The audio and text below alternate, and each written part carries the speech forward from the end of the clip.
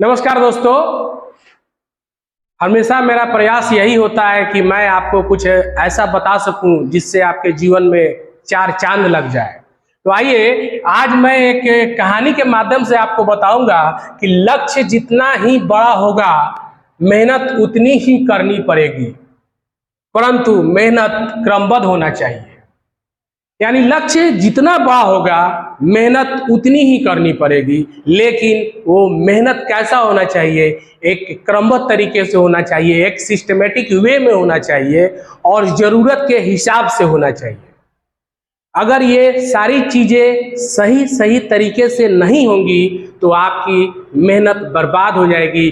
आप जिस बड़े लक्ष्य की प्राप्ति की कामना करते हैं कहीं ना कहीं उसको पाने में आप विफल हो जाएंगे। इसलिए आज मैं एक कहानी के माध्यम से मैं आपको इन बातों से परिचित करवाना चाहता हूँ।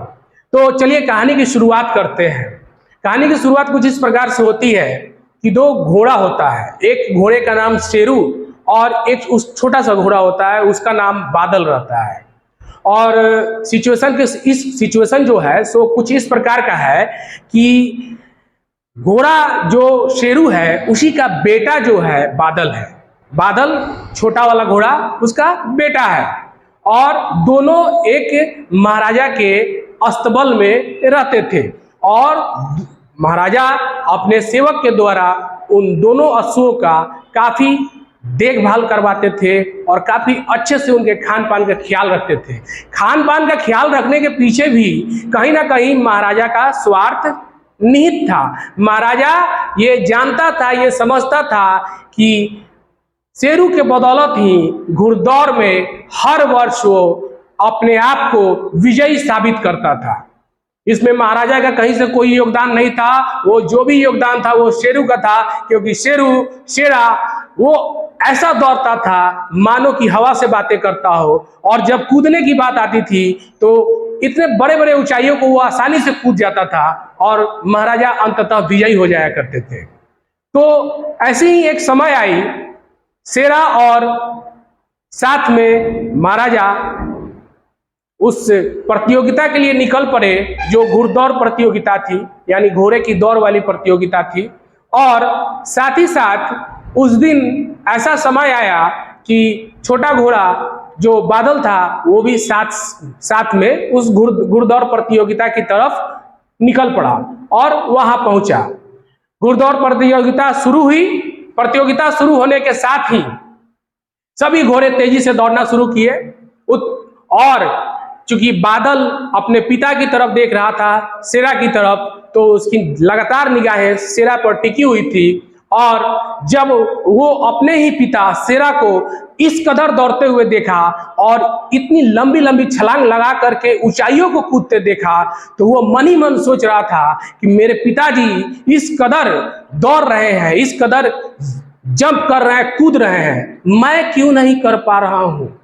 उसके अंदर इस बात को मन में कचोटने लगा और उसने और दौड़ खत्म हुई। और दौड़ खत्म होने के बाद राजा साहब फिर विजयी हुए और जब सब लोग वहां से हटे तो बादल बेचारा दौड़ते दौड़ते गया और एक लंबा छलांग लगाकर वो उस ऊंचाई को पार करने की कोशिश किया और उसका पैर उस ऊंचाई में सटा और उधर वो धड़ाम से गिर पड़ा।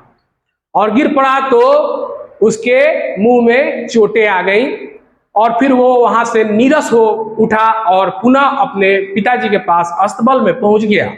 अस्तबल में पहुंचने के बाद बादल ने अपने पिताजी से बोला, पिताजी ऐसा है कि आप इतना अच्छा तेज दौड़ते हैं और आप इतनी अच्छी छलांग भी लगाते हैं, आपकी छलांग और आपकी तेज दौड़ने की जो रफ्तार है उसको देखकर हमें तो कभी कभी ऐसा प्रतीत होता है कि हम ऐसा कर पाएंगे कि नहीं कर पाएंगे। आज मैंने आप जो छलांग लगाए उसी तरह मैंने भी छलांग लगाने का प्रयास किया, लेकिन मैं गिर गया, मुझे काफी चोटें आ गई। तब पिता ने कहा, पुत्र तुम चिंता मत करो। बादल को कहा, बादल तुम चिंता मत करो, मैं तुम्हें कल से अपने साथ ले जाकर तुमको प्रैक्टिस करवाऊंगा। और हुआ ऐसा ही। अगले दिन सुबह सुबह शेरा ने अपने बेटे बादल को लिया और मैदान में निकल पड़ा।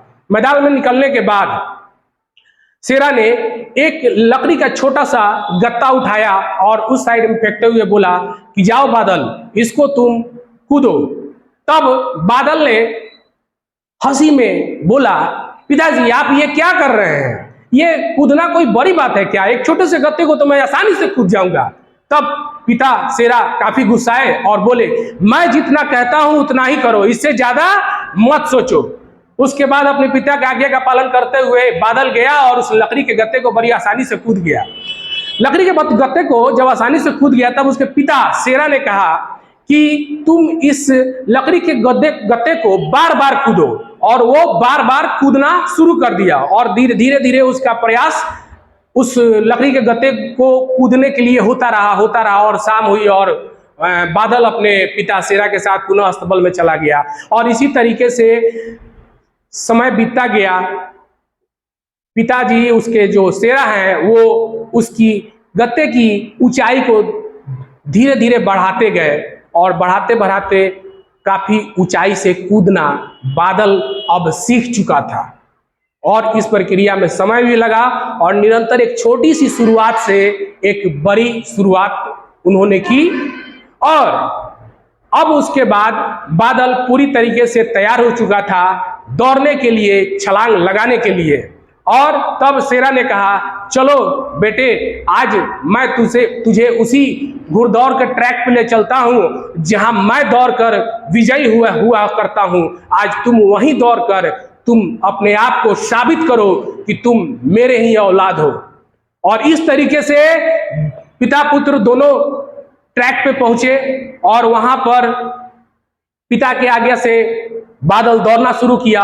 और वही पिता की रफ्तार लिए हुए, वही पिता की आन बान और शान लिए हुए और वही तरीका, वही ऊंचाई को कूदने का जुनून लिए हुए बादल ने अपने पिता के नक्शे कदम पर उस दौड़ को उस ट्रैक पर पूरा कर लिया। और काफी खुशी से आके अपने पिताजी से बोला, पिताजी मैं आप आज काफी प्रसन्न हूं, मैं आप ही की तरह दौड़ा, आप ही की तरह छलांग लगाया, आज मुझे अंदर से काफी गौरवान्वित महसूस कर रहा हूं। तब पिताजी ने कहा, पुत्र, किसी भी चीज को पाना हो, बड़ा लक्ष्य पाना हो तो उसका एक सिस्टमेटिक वे होता है। तुम निचले स्तर से न जाकर एक ही बार ऊंचे स्तर का कूदना चाहते हो तो कभी कूद पाओगे? नहीं कूद पाओगे। इसीलिए मैंने तुझे लकड़ी का छोटा गत्ता दिया और फिर उसे कूदवाया और बार बार कूदवाया और धीरे धीरे मैंने गत्ते की मोटाई को बढ़ाते हुए तुम्हें बार बार कूदवाया। और इस तरीके से कूदवाते कूदवाते मैंने तुम्हें एक अच्छी छलांग लगाने की योग्यता बना दी। और आज देखो तुम उस छलांग को पूरा कर कितने खुश हो। तो दोस्तों, इस कहानी से यही सीख मिलती है कि लक्ष्य जितना ही बड़ा होगा मेहनत उतनी ही करनी पड़ेगी, परंतु मेहनत क्रमबद्ध होना चाहिए। जैसे घोड़े ने एक क्रमबद्ध तरीके से अपने पुत्र को, बादल को एक क्रमबद्ध तरीके से गत्ते की मोटाई पर छलांग लगाने का सिखाया और वो धीरे धीरे एक लंबा छलांग लगाने के लिए सीख गया। ठीक उसी प्रकार जिंदगी में भी आपका लक्ष्य है और आप उस लक्ष्य को पाना चाहते हैं तो उस लक्ष्य की तरफ धीरे धीरे और हौले हौले और पूरी एकाग्रता के साथ निष्ठापूर्ण होकर के आप आगे बढ़िए।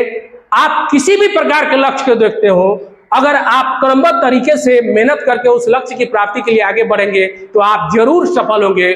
और इसी के साथ थैंक यू, धन्यवाद।